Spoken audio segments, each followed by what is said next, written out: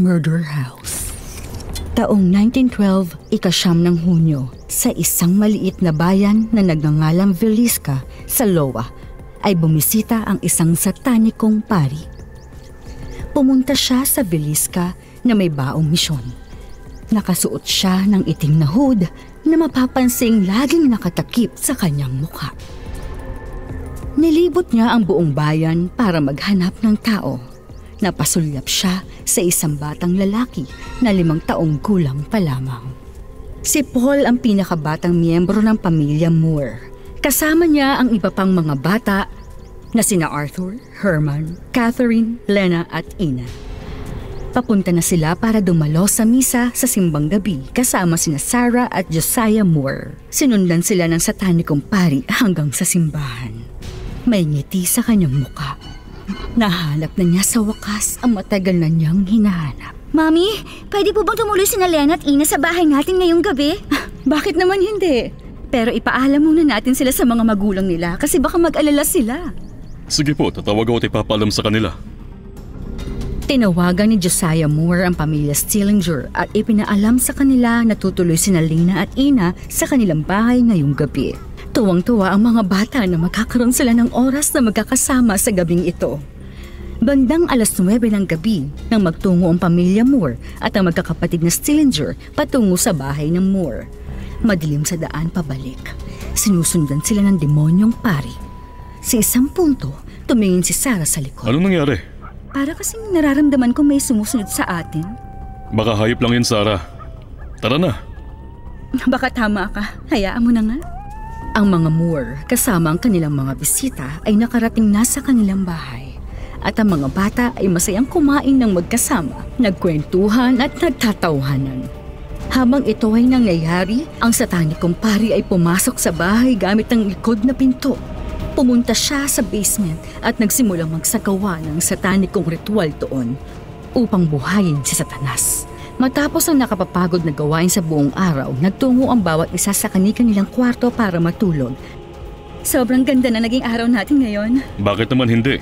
Sobrang perfect ng hapunan na hinda mo ngayon.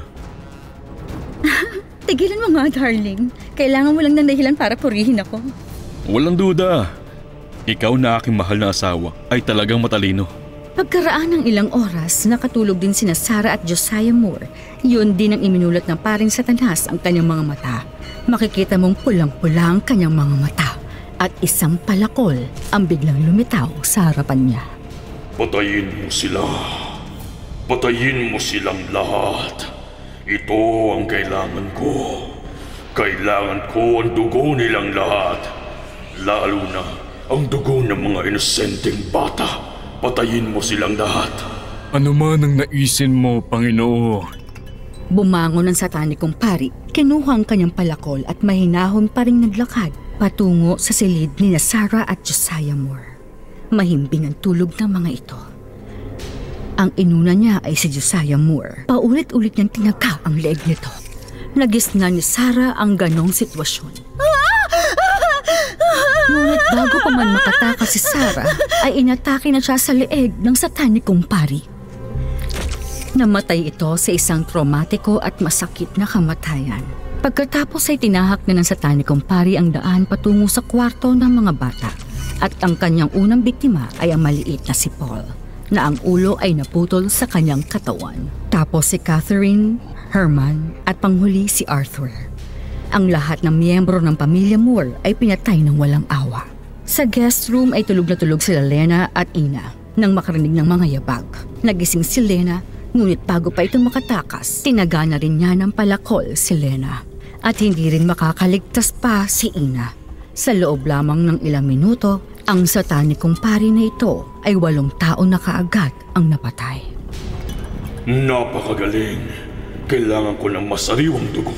Yung isang bata. Halika, kunin mo ang dugo niya para sa akin. Ano man ang hilingin mo, aking Panginoon? Dinampot ng satanikong pari ang pugot na ulo ni Paul at inilagay sa lamesa. Isarado mo ang lahat ng pinto at mga bintana. Tinakpan ng satanikong pari ang lahat ng pinto at bintana ng puting tela at hinipan ng lahat ng kandila. Nilamon ng dilim ang buong bahay. Sinimulan na niya ang satanikong ritual. Nagsimula siyang banggitin ng kanyang pagtawag. Sa bawat oras na siya ay nagtatawag, lumutang ang ulo ni Paul mula sa lupa. Nang sa wakas, idinilat ng pari ang kanyang mga mata. Ang mga mata ng pugot na ulo ni Paul ay dumilat na rin. Pinagsilbihan mo ako ng maayos. Natutuwa ako sa iyong mga pagsisikap. Itong mga taong pinatay mo ay mabubuti at inosenteng tao. Kinuha mo ang kanilang kaluluwa at madaling nakuha sila.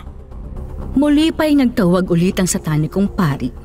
Ang mga kaluluwa ng lahat ng namatay ay nagpakita sa kanya. Natuwa siya sa kanyang sarili. Pagkatapos ay narinig niya ang isang boses na nagpagulo sa kanya. Sa sandaling nawala ang kanyang konsentrasyon, sinakal siya ng mga kaluluwa ni Sarah at Josiah Moore.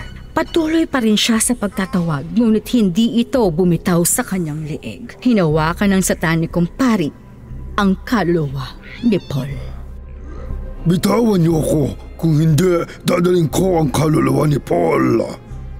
Wag! Pabayaan mo ang anak ko! Hayaan mo siya! Demonyo ka! Tumakbo palabas ng bahay ang satanikong pari. Binitiwan niya ang kaluluwa ni Paul at iniwan ito.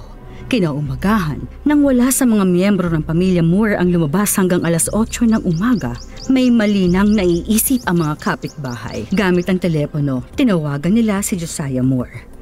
Ang mga kapitbahay ay may susi sa bahay ng mga Moore at ginamit nila sa pagpasok sa bahay ng mga ito.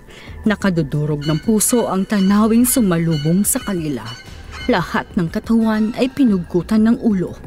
Ang mga pulis ay parehong nagulat at walang alam sa posibleng nangyari. Walang ebidensya na maaaring ituro sa sinumang suspect. Hanggang sa ngayon, ang mga kaluluwa ng pamilya Moore at magkakapatid na Stillinger ay gumagala sa bahay na iyon. Ang mga tao ay nakaririnig ng mga hiyawan na nanggagaling sa bahay tuwing gabi. Iniiwasan din ng mga kapitbahay ang bahay na ito dahil sa takot. Pagkaraan ng ilang sandali, nagpa siya ang ilang paranormal na aktivista na siyasatin ng kababalaghan sa bahay na ito. Nakipag-usap sila sa mga kaluluwa ng mga patay. Nais silang palayain na nakulong at nagdurusa ng mga kaluluwa, ngunit hindi sila nagtagumpay. Nakakulong pa rin ang mga kaluluwa sa malas na bahay na yon.